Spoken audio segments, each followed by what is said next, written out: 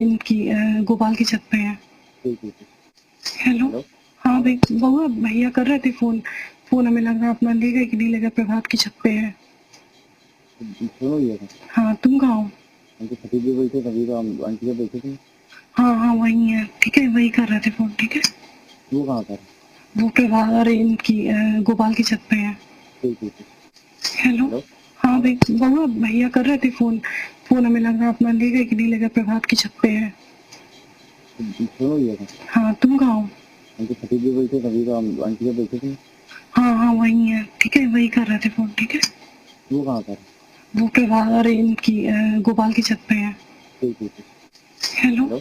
हाँ भाई बउआ भैया कर रहे थे फोन हमें लग रहा अपना ले गए कि नहीं ले गए। प्रभात की छत पे है। सुनो ये हाँ तुम कहाँ हो? उनके पति भी बैठे तभी तो हम आंटी से बैठे थे। तो देखिए तीसरा ऑडियो भी आया है सामने और इस पर मेरे साथ संकल्प जुड़ गए हमारे संवाददाता।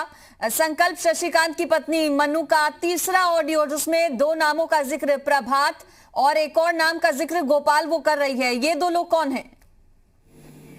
देखिए प्रभात तो वो व्यक्ति है जिसको कि वो शातिर अपराधी था, जिसको मुठभेड़ में मार गिराया गया था। और ये इस ऑडियो के सामने आने के बाद में ये सिद्ध होता है कि कहीं ना कहीं जिस तरीके से ये शशिकांत की पत्नी अपने आप को निर्दोष बता रही थी, अपने पति को शुरुआत में मीडिया के सामने निर्दोष बता रही थी, लेकिन संलिप्तता साफ सुनी जा सकती है कि जिस तरीके से लोकेशंस बताई जा रही हैं फोन पे, वहां पे मोबाइल फोनों का लगातार इस्तेमाल हुआ जिस दौरान ये पूरा वहां पे वारदात हुई, इतनी जघन्य वारदात हुई जिसमें कि 8 पुलिसकर्मी शहीद हो गए।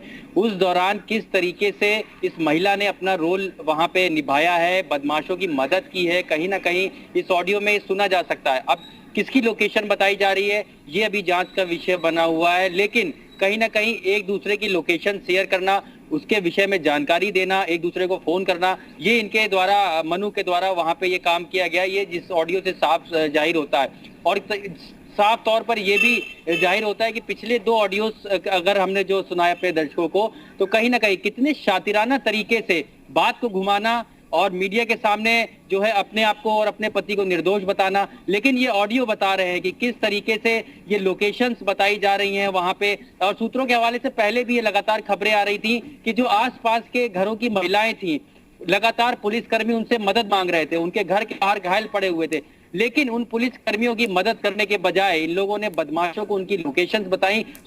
हाँ भाई बउआ भैया कर रहे थे फोन हमें लग रहा अपना ले गए कि नहीं ले गए। प्रभात की छत पे है। सुनो ये हाँ तुम कहाँ हो? उनके पति भी बैठे तभी तो हम आंटी से बैठे थे।